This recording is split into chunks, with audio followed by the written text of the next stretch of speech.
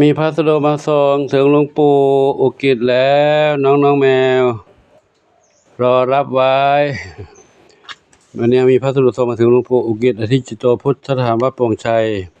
ตำบลบ้านสาอำเภอเจ้าห่มจังหวัดลำปางจำนวน1 กระสอบ1 กระสอบข้างกระสอบได้เขียนไว้ว่าเป็นทรายน้องแมว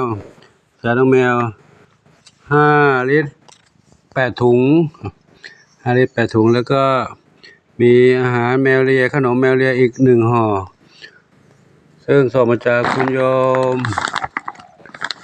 ดวงเดือนสอนชัยนะขออนุโมทนาสาธุขอบุญกุศลทั้งหลายเหล่านี้จงเป็นพระปัจจัยหนุนนำคำชูให้คุณโยมดวงเดือนพร้อมครอบครัว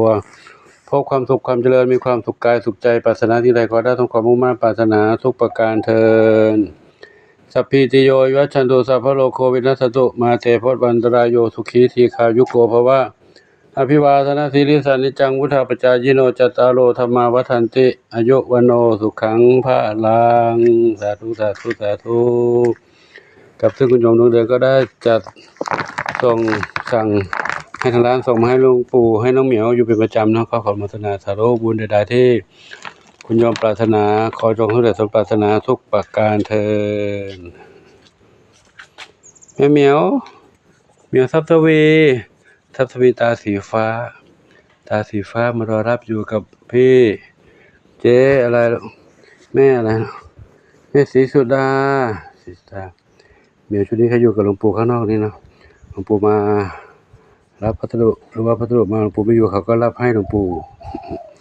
ซึ่งเป็นอะไรที่เด็กๆเขาชอบอยู่แล้วเนาะมีคนมาหามีของมาเขาก็มาต้อนรับทุกครั้งก็จะเห็นลักษณะนี้นะครับก็ขออนุโมทนาสาธุกับ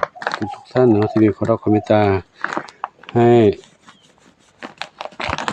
จัดส่งอาหารของกินของใช้มาให้น้องๆเหมียวได้อยู่ได้กินนะครับขออนุโมทนาสาธุ